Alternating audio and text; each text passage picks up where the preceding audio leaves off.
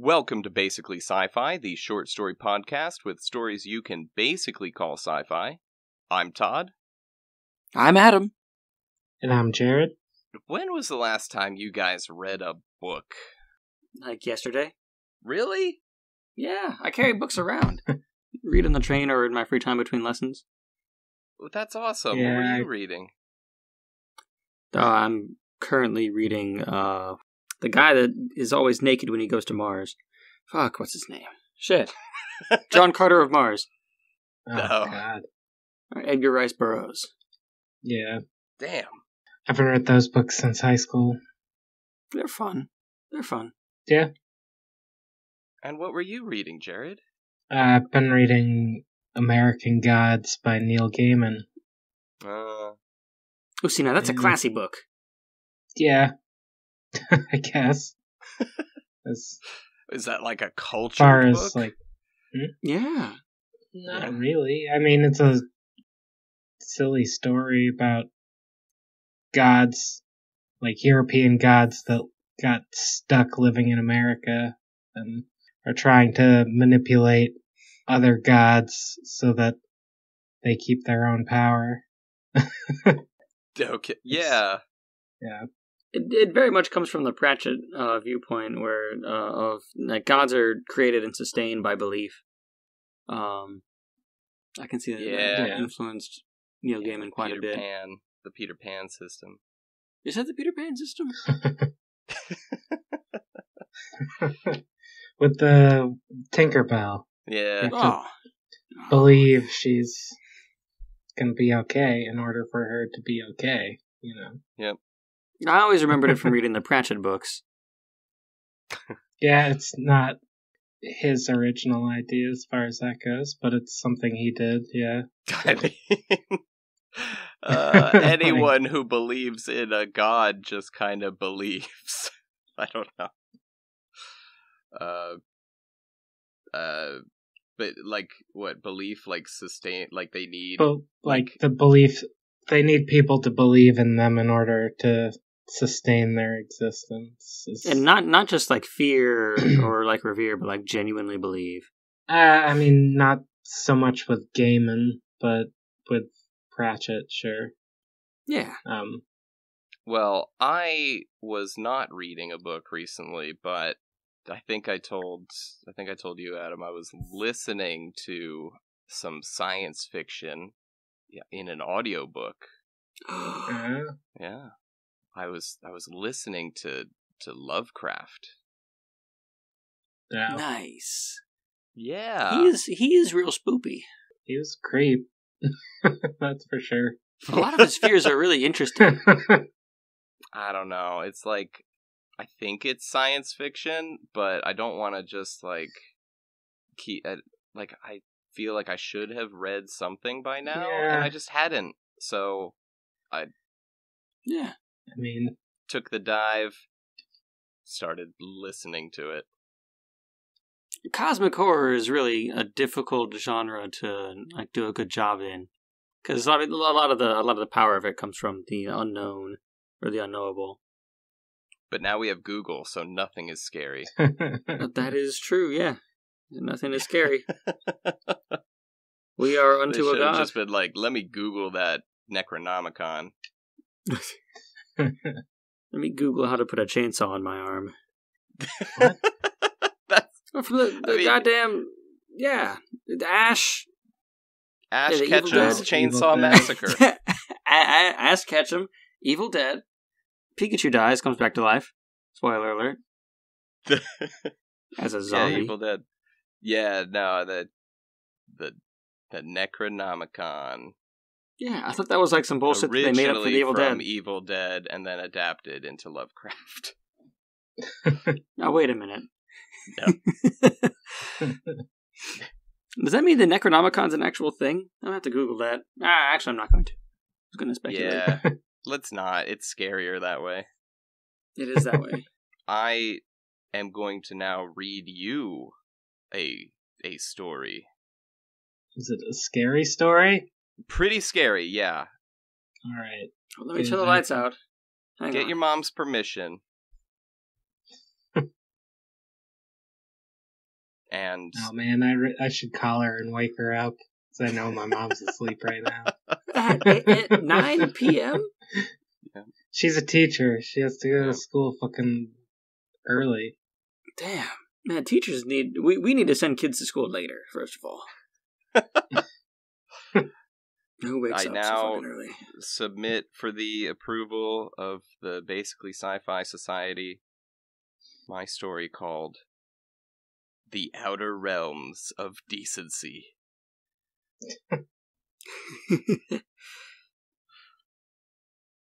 A dark fear overcomes me as I ruminate. If one were to speak and uncover the truth, the grim prospect that I may, in fact, be weird would grip me tightly round my bowels. What was once mere fancy would come to bear the forsaken reality of my own weirdness, though I am bound not to speak by strangling fear like the whimsical fisherman's wife. I will attempt to commit the atrocities of my imagination to parchment, such that they may be birthed twixt the realms of what is and what is madness, and then hidden away like a crusted sock by my shame. Again with the socks and the jerking in the socks. I like it, though. It's a running thing. It's a constant in Todd's universe. The only constant. Hey, look, every young jerking man, it in socks. every young man has done it. It's just a thing kids do. It began the morning when my lord summoned all of the house, even I, normally banished to the dark dankness of the dungeon, to serve as the executive assistant / wife of my lord's executioner. The executioner, who had years ago abandoned his position. Yes, even I was compelled to come watch, as my lord would finally get another chance to motorboat the long-lived queen of the Alps. We were instructed to await the promised queen, who could apparently arrive at any moment. For 2 days we waited at our stations around the great hall, not allowed to eat, drink, or relieve ourselves, for fear we would miss the grand entrance of the rumored beauty that none but the Lord Beangut had previously motorboated. Our hunger and thirst grew more and more, though none could be more thirsty than our Lord. But for those as dangerously bi-curious as I, our compulsory patience was well rewarded, and as the Queen arrived with her armed entourage, our collective loins cowered at her approach. Her hips were ephemeral. Her tits, nourishing as 2 rising suns framed as they were by her oceanic brown hair, the waves of which beckoned me like sirens to crash repeatedly, grunting against the rocks, when sensually she brushed aside the tides of her hair. Her hated knife ears were revealed like the basement-hidden bastard son of an otherwise incorruptible cleric. Oh. She was indeed the Alf Queen, though why after a period longer than the memory of most alive she would again reveal herself to our Alf-hating lord was a mystery. Oh ho ho ho! There she is. Come back for some more of this dick. Unfortunately, I've gotten old and fat while you've been gone. Though you are as radiant as I remember, especially those milkers. The black-bearded lord said lustfully as he cupped his own hefty breast. The queen made a pained face, and then spoke in a voice as clear as my lord's intentions. Ugh, you disgusting old pervert. I was advised not to bother asking for your help. But our situation is dire. We seek the aid of the humans against a new enemy, one that will overrun your lands as well should the Alf army fall. We've held back the Alf army well enough on our own for generations. Should your lands fall and this new enemy approach, then perhaps I'll finally have an enemy worthy enough for me to raise my warhammer once again. You would die, the queen said bluntly. Beangut redirected his gaze from the queen's chest briefly to her eyes and squinted, saying nothing. I began to sweat, for I was gripped by the sudden terror that the queen would retreat again back to the Alflands, never to be seen again. and in my mad panic I might have called out to her myself. But thankfully, the Lord's son, Scott VI, now 11 years old, was the first to summon the courage to cry out. "Father, I want to hear what she has to say. At least ask what she knows about this new foe." "Quiet, boy! When you're lord, you can submit if you want to the demands of every enemy of the realm who, without proof, comes to you with vague threats of imaginary armies. The time will come when I die and allow you to inherit and inevitably fuck up the realm that I have single-handedly protected for 50 years. Until then, stay silent and watch how a true lord governs." The Queen's entourage seemed taken aback by the sudden display of strength of the fat lord. But the Queen remained unfazed. "You trust not my words." "Why should I? Alfs are normally captured on sight, taken to the dungeon and executed. I only let you talk as long as I have because I thought maybe you'd heard about my passing interest in eating you out." Oh boy. The sexually tinged negotiations were just beginning. The Queen, refusing to relent, persisted through the Lord's lewd advances. The Lord, who was stubborn as a matter of course, seemed prepared for negotiations that might last well into the night, at which point he would predictably ask the Queen if she would like to continue negotiations in his bedchambers. Though my inflicted mind was haunted by the imagined moans that such negotiations would produce, the Queen's ensuing words would be the subject of much further contemplation for me in the coming days. "I may be inclined to agree to join you, but seeing as this is the first point to which either of us is willing to relent, I must ask that you agree to one of my conditions as well." "To get you back in my chambers? Very well." "I would have you first hear our plea in earnest." "Fine. Get on with it then." The Queen elaborated on the plight of the Alfs thusly. They were beset by a foreign enemy, having appeared quite suddenly. They were an enemy not bearing any semblance or relation to any known race or civilization, from either modern or ancient times. Even in texts considered ancient by the eternally youthful Alfs, they found no reference to such a foe. Indeed, these foreigners seemed conjured by nothing more than cosmic justice for the Alf's most peculiar indulgence. Standing tall as men, though not as tall as an Alf, the foreigners were more often than not of well-defined and distinctly masculine musculature. Perhaps the only difference between the invaders and humans was their uncanny similarity to the domestic cats that Alfs were well known to dine on. A cat's visage incongruently sat upon the thick neck and broad shoulders of an otherwise humanoid figure. "And they seem to be as grossly hairy as you, Beangut." "Not all of us have the luxury of dedicating several hours per day to grooming, though I confess my tongue appreciates your courtesy."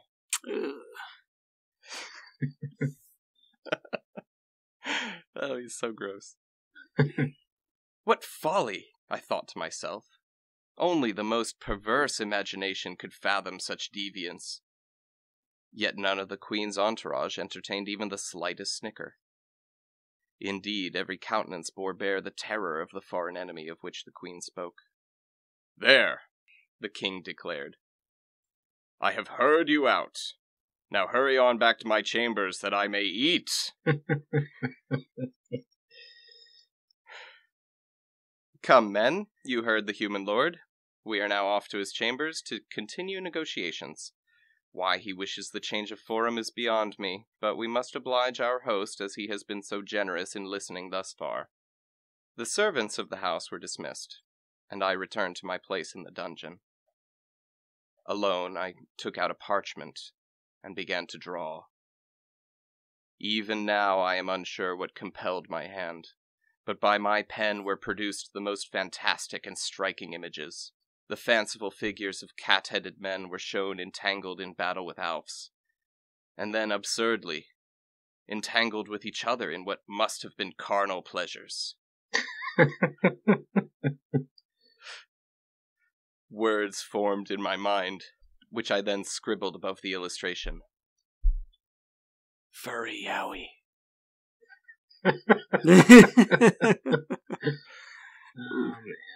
Oh, man.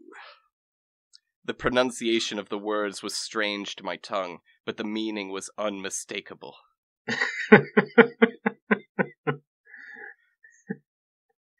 Stricken with an insatiable curiosity and desire for that bizarre grotesquerie, that evening I fled wildly into the night to see the invaders for myself. Only a few times since my marriage have I ventured out past the dungeon walls into the town, and only once in my childhood had I ventured beyond. What awaited me excited my imagination at the time.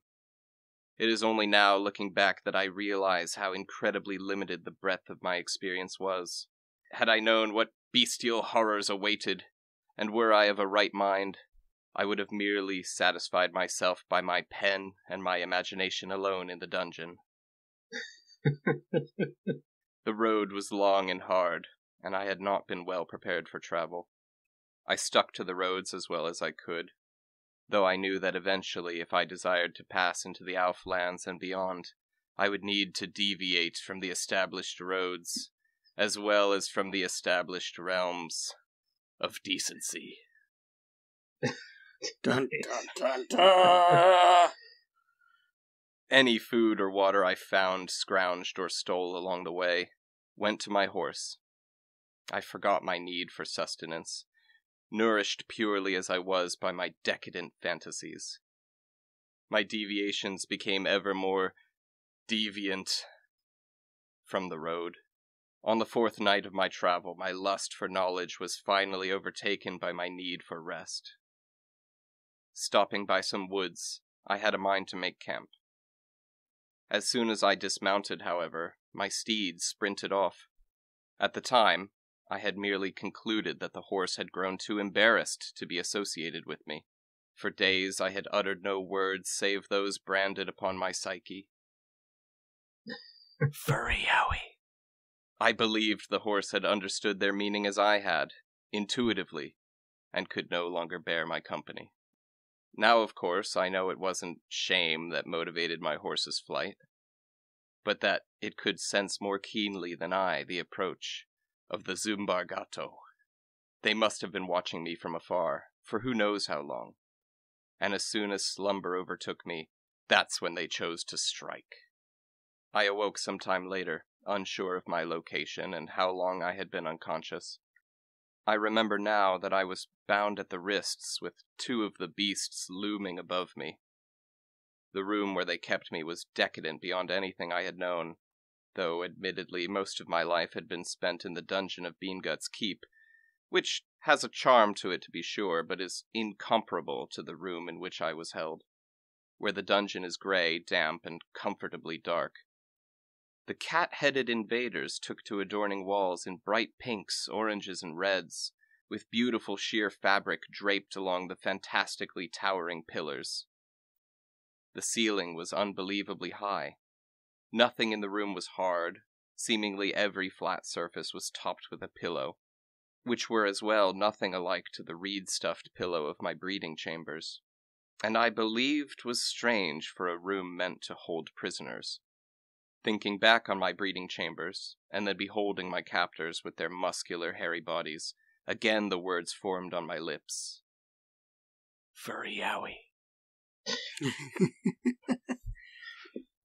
The words incited a peculiar reaction in my captors. The slightly taller of the two smacked the other in the back of his kitty head, who quickly bowed and left the room. Left alone together, the Zumbargato leaned down so that our eyes were level. Inches from each other, I could smell and feel his heavy breath. He spoke to me, I assume, but I couldn't understand his words, except again the refrain, Furry yowie. The slightly shorter one suddenly re-entered, producing a small black box. His master took the box from him, and was again dismissed. The Zumbargato removed my bindings and sat before me, sitting directly on his asshole like a cat. Is that how cats sit? I think. Oh god. Is that how humans sit? Jesus. I don't know. Does that sentence not make sense to you guys? No, To sit it's a on very his asshole? very vivid picture of the cat. Okay. He presented the box to me with a nod. Somehow, even at that time, I knew he was asking me to reject my humanity. Knowing this, I nonetheless reached out, suddenly afraid that he would retract his offer. I opened the box and realized that I had already gone mad. Inside was a headband adorned with furry cat ears. Any sane woman would have recoiled in horror, but sanity disregarded. I closed my eyes and gingerly placed the ears atop my head. I fondled one of the ears with my fingertips. "It's so soft," I said out loud to myself. They were the first words I had spoken in days besides the haunting prayer. Furry owie. "On our world, everything was soft," my cat captor whispered to me. "Perhaps that is why we were forced to come here, if you know what I mean." "How is it that I can understand you? What have I turned into?" I pleaded. The Zumbargato lowered his gaze to the floor. "You said, furry owie. They were the same words uttered by the rapscallion villain who called himself Perdue. Our world fell to him and that monstrous Climaxavian cuck. When Perdue first said those words, we were merely annoyed, so we didn't think on their meaning. Hearing you say those words again in this place so far from our world, I must ask, why? What do they mean?" "I can't put it into words. It's not something logical. I believe, though, that when I see it, it will be unmistakable," I confessed. Ay. Even with the translation device you now wear, it seems that our words fail us. "My name is Lucius Ricardo de la Nip," Lucius said as he flexed his arms and butt repeatedly. "Please, won't you hear our plea? Our world is lost, but if your people would have us, together we could protect this world." I had nothing to offer Lucius, but, having fallen completely to madness, I agreed. The end. Ooh, Nice. we don't get to hear them do whatever they're gonna do next. No, it was getting a little bit long. Yeah. A little bit So long in the cat tooth. That's the phrase. That's what they say. That's what everyone says. Yeah. Yeah. Something like that. But yeah, the headband with the ears on him, that was the translator, right? Yeah. Yeah, okay. Oh, I love it. I like to just imagine that wanted she's to make sure I got that right. Yeah. she's turning into one though. Yeah, that's what she thinks. Yeah. So, I mean, did you guys? I didn't make it clear, and I kind of hate that I want to do things like this. But did you guys get who she was? Yeah, it's the pasty seaman boy's wife. Yeah, it's Aries' wife. There it is. Yeah, I remember you describing him as like super pasty. yeah. So that's Concubine that's Aries' king. wife. That's it. Well, I mean, yeah, the concubine. He's been many things by now, but originally he was the executioner for Lord Beangut, and he left his wife back on the planet, and now she gets to be the main character. Nice. And she also gets to enjoy her fantastic romps with Catman. Yeah. Or men in Yeah. cat suits. Don't know yet. Don't know yet. They could be fursuits, man. Them shits are expensive. Oh, and man. good looking. Oh, gonna be honest, no, I had not actually thought that, since most of my alien races are just humans with, like, animal heads. like Climaxavians. They're... Khajiit has wares. Yeah! Yeah, exactly. Yeah. Todd Howard's a furry. It's confirmed.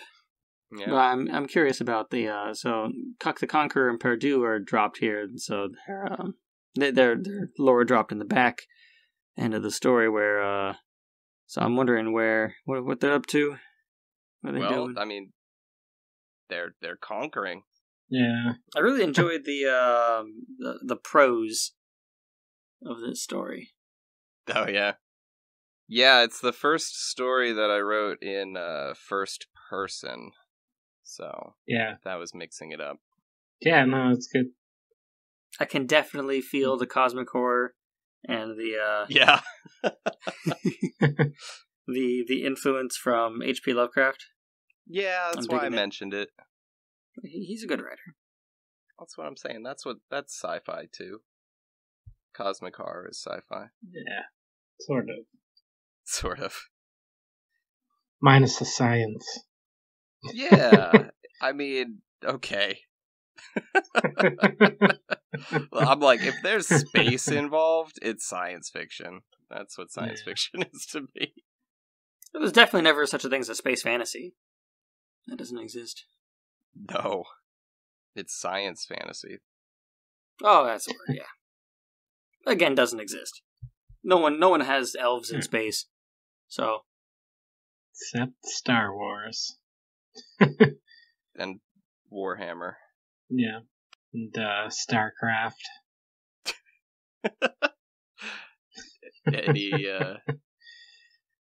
Any criticisms? Not really that I can think of, no. No, it's good. Yeah. Maybe you could have said furry yowie a few less times, but that's just me being generally uncomfortable. The uncomfortableness that I feel when I hear that phrase is part of the charm of it being funny.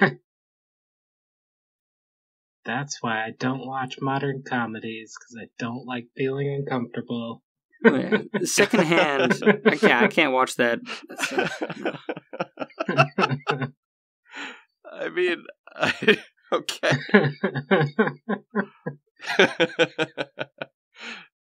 Yeah, cringe horror. It's a new category. Yeah. Ooh, there might be some money in that. Hang on, Yeah. TM. Cut that part out of the podcast. Don't let anyone steal that idea. The constant cosmic dread of wondering if an awkward situation is about to occur. The cosmic dread of the in-laws this weekend. Is this serial killer just walking around with his dick out, but he doesn't know it? Yeah. Or does he know it and not care? He's not even a serial killer. I'm just constantly afraid that he's gonna talk about how much he loves Dexter. Oh, God. Especially that ending. I Ooh. think everything after season 4 was brilliant. Ah. I don't have any criticisms this week. I really enjoyed the prose. The style of narration is a little bit different from your typical story, but I think it was refreshing and pretty good. Thanks. It was like listening to someone read a book this time. Yeah.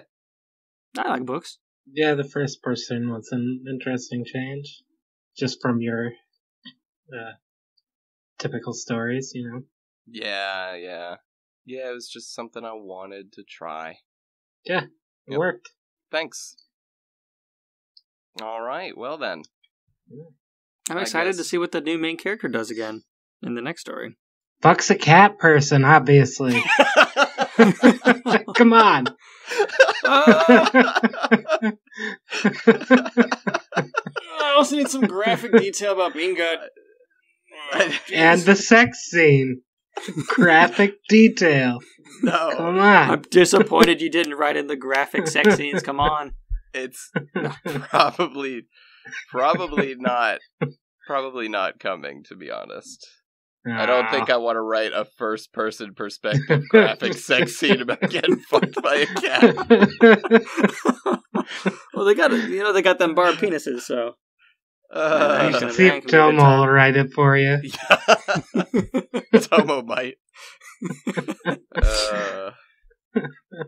She doesn't listen to these, though, so she wouldn't know. No. Yeah. Oh, what, really? No, she doesn't. Did she say she listens to mine sometimes? Yeah. But not yours. No, she doesn't.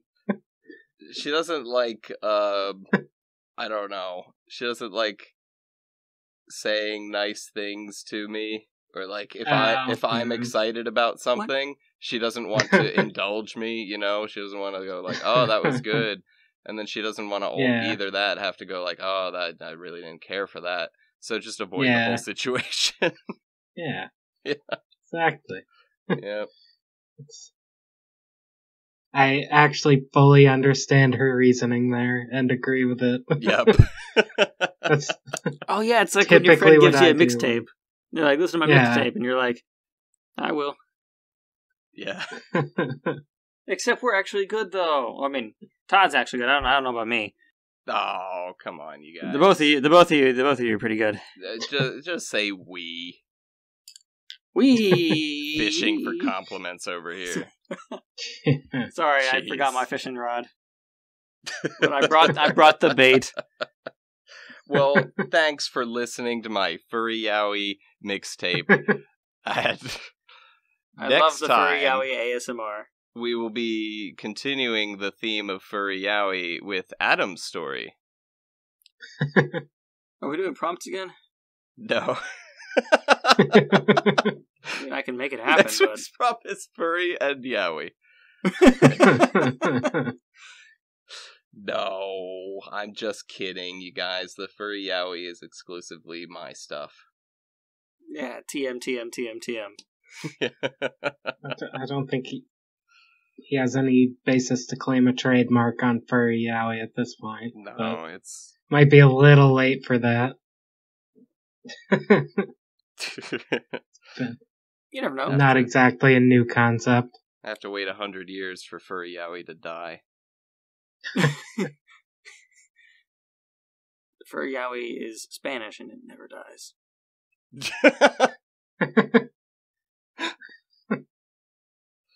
Anyway, thanks a lot for listening, and I'll see you guys later.